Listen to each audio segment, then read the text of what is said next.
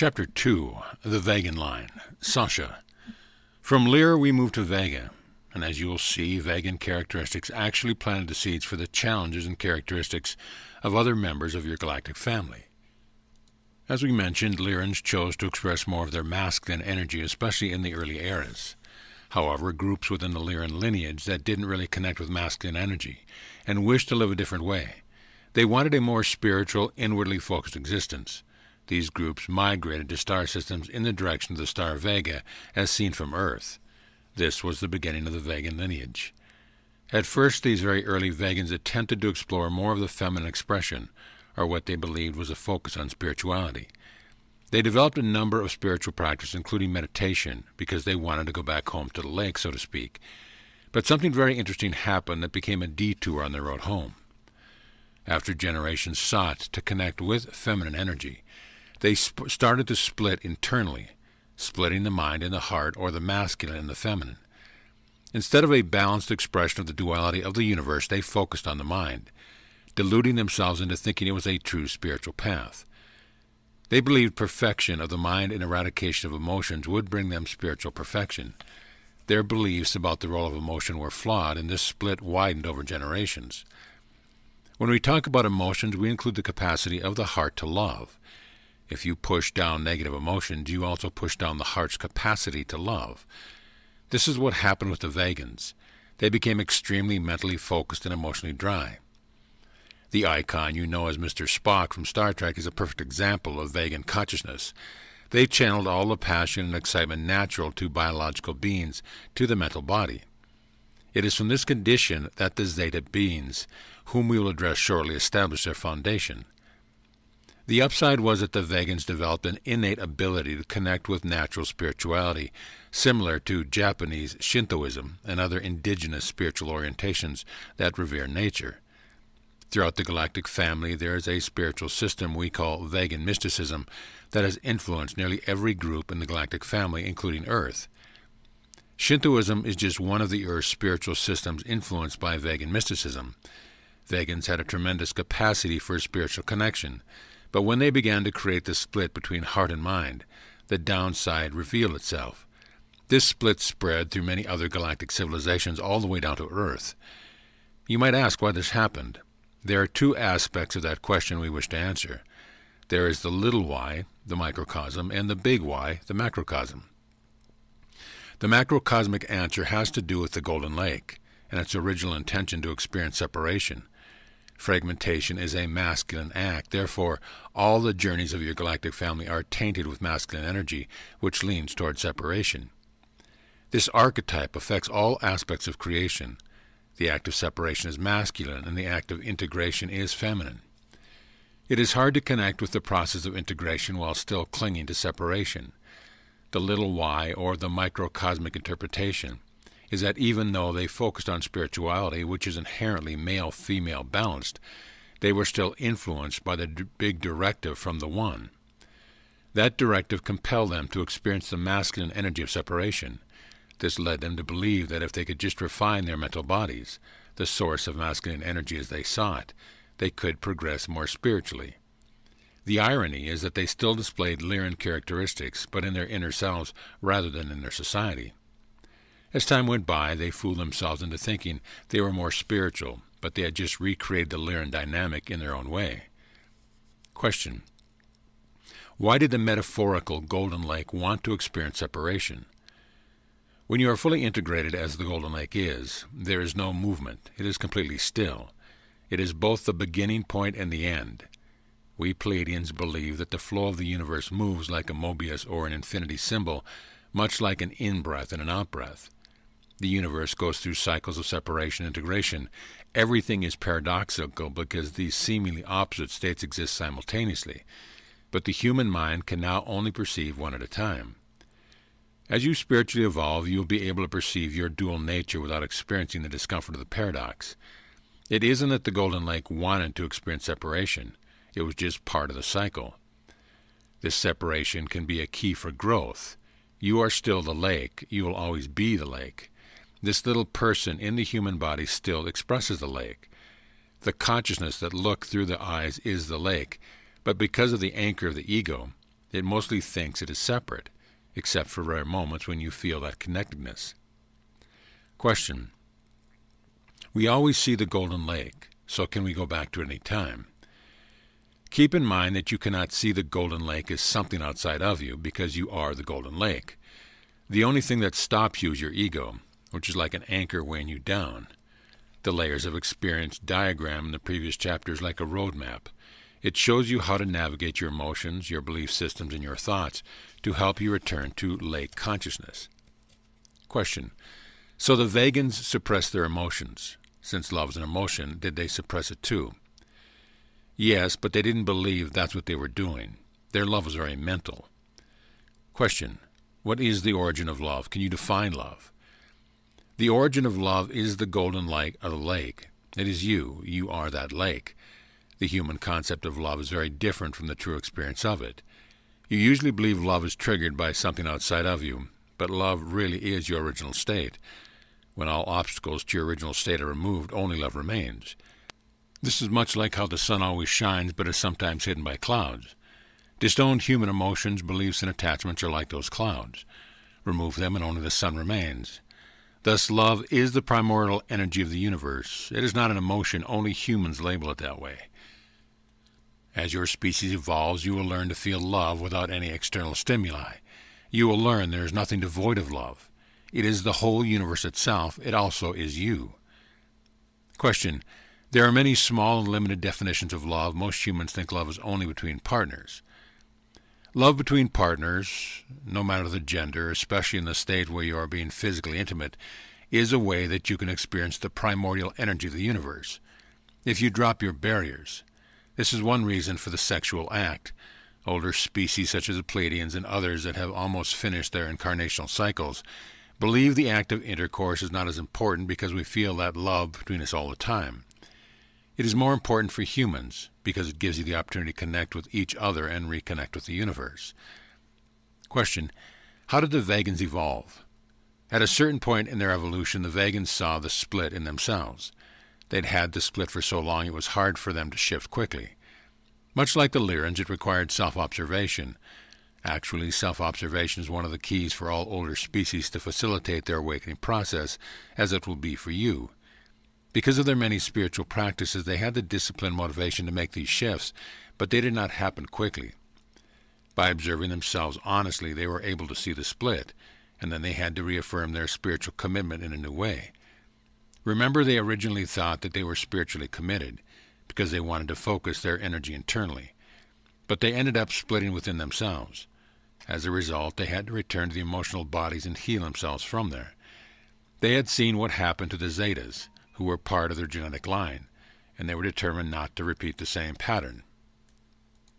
The Zetas. Within the Vegan lineage, one branch became extremely mentally focused. Their intent was to develop the mind and eradicate emotions, mistakenly believing emotions were a sign of lesser evolved species. This group created a very large split within themselves. They didn't really understand what they were doing, but convinced themselves that they were on the path of perfection. This is a civilization we have called the Zeta Reticuli, or the Zetas for short. As the civilization went through its developmental process, it became the people had problems. They were not able to procreate easily, and their planet became very toxic. Even their bodies became weaker. However, seeing these symptoms, they still did not recognize the connection between their personal and planetary conditions with the split they had created. They didn't understand that you cannot eradicate emotion. Trying to do so only pushes emotions deeper and creates conditions of toxicity, both internally and externally. Thus they continued moving forward in their process of perfection, nearly to the point of extinction. They became so focused on the mind, so limited in their linear thinking, that they could not see the obvious. Because the Zetas would not admit to the emotions surrounding their crisis, they became desperate. Searching for a solution to their species' problem, they reached out to the Golden Lake through their spiritual practices. The idea of the lake was somewhat theoretical to them, but because of their desperation, they opened themselves just enough to concede that perhaps there was something more than the reality that they mentally envisioned. In connecting with the lake, a group consciousness answered, the Founders. These beings play the role of architects of the whole journey of separation and eventual reintegration. The Founders communicated to the Zetas that in order to heal, They needed to reintegrate their emotional bodies. Of course, the Zetas did not want to do that. They really did not understand its importance. How did this reintegration with the emotional body happen? The founders brought humans and Zetas together to learn from each other and take the next step in their evolution. The Zetas have used some genetic material from humans who still have emotional bodies to help them rebuild and physically strengthen their species. More importantly, when a human and a Zeta communicate with each other, there is a tremendous amount of fear. From the point of view of the Zetas, humans are wild creatures and unpredictable. Zetas experience a lot of fear while not really understanding what fear is. When humans encounter Zetas, they too experience fear because Zetas represent the unknown, the strange other. These encounters triggered primal fear for both species. These interactions have been important for humans and Zetas because they allow both to confront their fears on a collective level. We have spoken about upside and downside. If there's an upside to the Zeta experience, it is that they have an innocent passion for their self-evolution, even though their passion nearly destroyed their species. Their innocent passion is very beautiful. However, the downside with the Zetas of this era is that their vision is often constricted. They rely too much on logic, reason, and linear thinking. They cannot see options outside their paradigm. That is why they nearly destroyed their species. The contact program between humans and Zetas have been going on for hundreds of years, but it accelerated from the 1940s to the present. This contact has been very important, as you will see. Question. So the Zetas created a hybrid race with the humans to benefit their evolution. In terms of a timeline, didn't a hybridization occur over a long time ago? Explaining this is a challenge because the Zetas work outside of time. For example, if you have a straight line that represents the human view of time reality, the Zetas hover over that line. They can go to any place on the timeline. They did experiments thousands of years ago and even more during the 60s through the 90s. Question. Why did it start in the 40s? It began at this time, anthropologically speaking, because when a planet achieves nuclear capability, everybody out there starts paying attention. So as far as the human timeline, it is very recent. If you look at the parallels, your planet is moving very quickly now towards space travel, so it was necessary. Question. It is hard to imagine being totally devoid of emotion. The Zetas were convinced they had eradicated emotion, but when they began their genetic engineering, they eventually discovered they hadn't killed the emotional body. They had just severed their connection to it. The energy field was still there. Question. What would happen if humans did the same thing? Most likely you'll go down the same road. If you look at probabilities, there's a timeline where that is exactly what humans do. It is not the strongest probability right now, but it is a possibility. So what kind of dynamics happened to get the Zetas to connect to the lake and see what was really happening? We mentioned this earlier regarding the Lyrans. When internal pain reaches a critical mass, the pressure becomes so great that it forces you to look for alternatives. Some you might not intellectually embrace. This is one reason for the value of pain in human reality and in the realities of your galactic family. Pain forces you to look outside your familiar paradigm. Question. Do the Zetas have male and female genders, and do they procreate? During the time when they experienced their species crisis, they couldn't procreate. Look back at the conversation we had earlier about sex and the importance of opening yourself during the sexual experience to be able to connect with the lake. The Zetas were so closed that the sexual act became robotic with no openness. That is one reason they were not able to procreate. Their expression of gender depends on the era of their evolution, but on the genetic level they have XX or XY chromosomes that don't really affect the physical being in any significant way. Question. So the mingling with Zeta DNA helped to create a quantum leap on the part of the humans. Yes, from our point of view, it's quite exciting. When contacts first started more frequently in the early 80s and 90s, humans had a lot of fear. We spoke with many humans at that time about this. We talked to them about the importance of using that contact experience as a way to work through fear. Now, a few decades later, the majority of contacts with Zeta are not fearful. This shows a quantum leap in which humanity has stepped through their fear on a very deep level. It is like an initiation before a species can travel to the stars. Question. Can you elaborate on using fear to evolve? This idea is based on the use of polarized energy. Fear and its opposite, love, form a polarity relationship.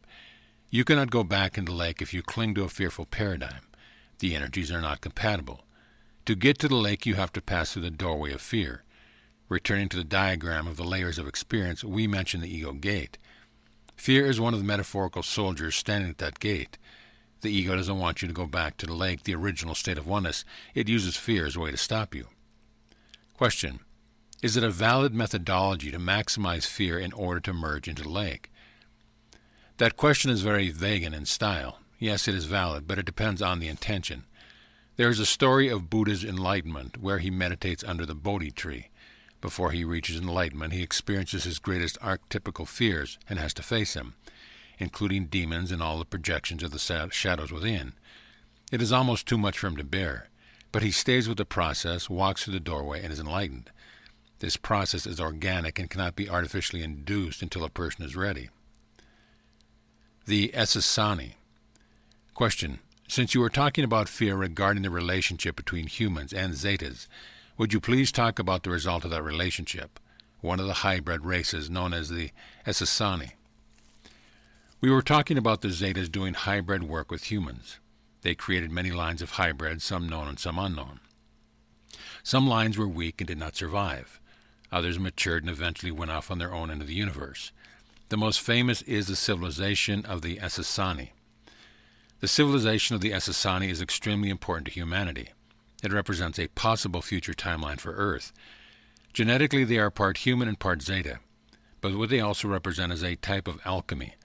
We spoke of fear and love and how a type of alchemy happens, and everything is transformed when you allow yourself to pass through the energy of fear.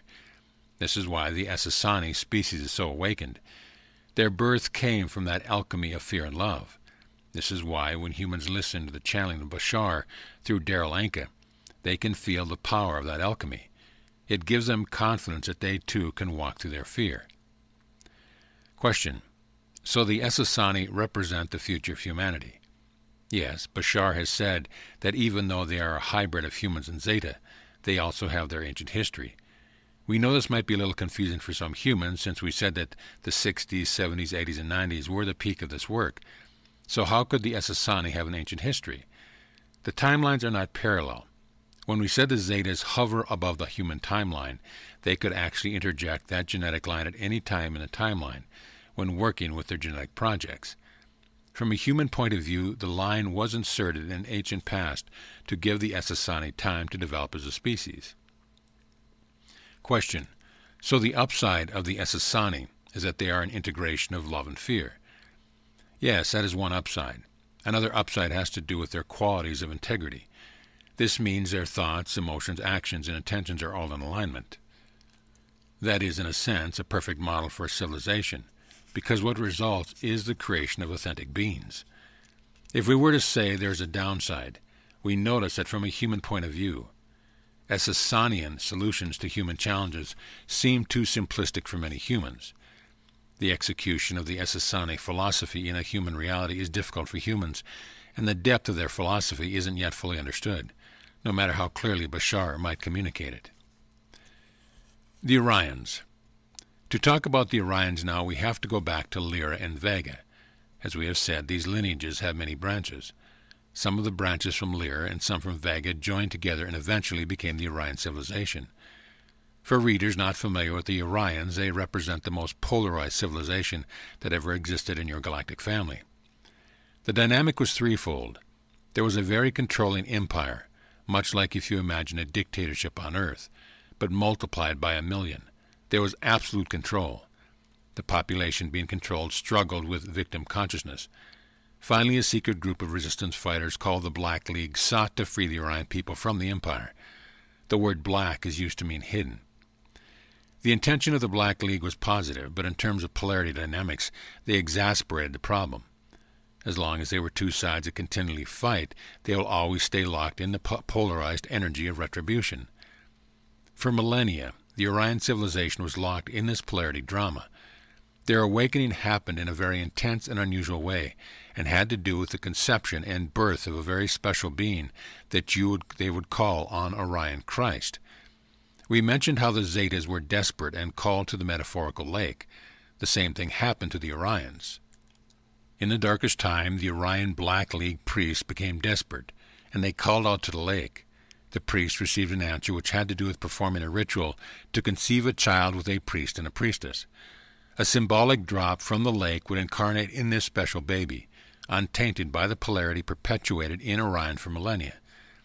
The intention was that the energy of pure integration from the lake would incarnate, and the frequency could start to change in dynamic in Orion.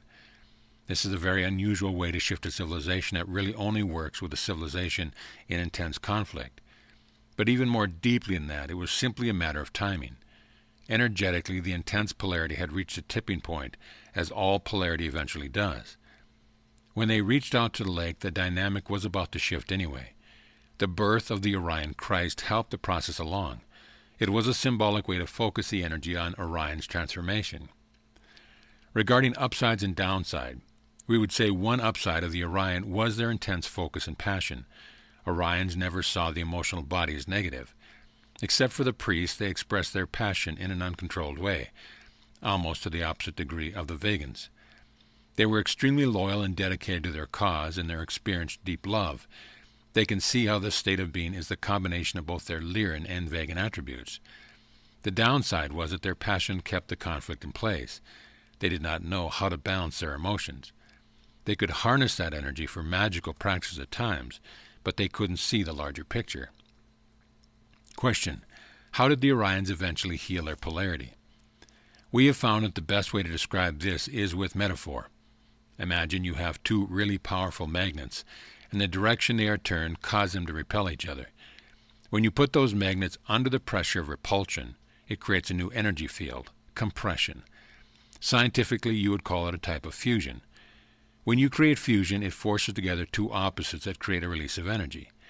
The force of the polarity in Orion, through its massive compression, created an unstable energy field that generated a process of fusion. The story of the Orion Christ is a literal story, but the story of the magnets is a metaphorical one to illustrate polarity dynamics. Energetically, at the point of fusion, when a new energy source is released, it creates a torus field of integration. It was at that moment that the Orion Christ was born. The Orion Christ was the physical representation of this energy dynamic process. He embodied the energy of fusion, which is complete integration. Questions: it seems like you might die from that kind of pressure. They nearly did. On Earth, Israel is an example of this kind of pressure, but that is a very weak example compared to Orion. The pressure is extremely hard to bear. The pressure was held on the level of planetary consciousness, not just the consciousness of one person. Because of their level of extreme focus, they could bear more than perhaps a Lyran could. These types of awakening experiments have also been done on your world, such as with Jesus Christ. It did not work because human energy dynamics are different. Instead of helping to facilitate a fusion and subsequent integration, your planet instead created a religion in which many people died in Jesus' name, the exact opposite of his intention. Question: has the Orion Christ been to Earth? Think of him as a drop from the lake. All Christ and Buddhas are drops from the lake. They come out of the lake and return to the lake. You can't even say they are souls because they don't have an identity as such. They serve a different function. When they incarnate, they are very often misunderstood. Humans attach to them instead of understanding that these Christ drops are meant to remind you that you are also a drop, and that is your true nature. Question: what makes normal humans different from these Christ Buddha drops? Is it the size of the drop? There is really no qualitative or quantitative difference. They are drops from the lake, as are you. The big difference is that the consciousness of the drop incarnates with full understanding and expression of its true nature. This is your potential too, because you are as much a drop of this lake as they are. Since the lake is still learning about separation polarity, some aspects of the lake incarnate with little or no memory, and some aspects incarnate with full memory. From the bigger picture, the whole process, while simple, is perfectly balanced, like the most intricate machine. Everything always balances out. In times of deepest polarity, the greatest light emerges from the lake to remind you of your essence if you are willing to see it. As polarity begins its integration process, the light amplifies within all drops of the lake. This is what has begun now, and it is why so many of your Earth cling to the old paradigm of separation. A change as huge is frightening to many, but there is no stopping the process now. End of chapter.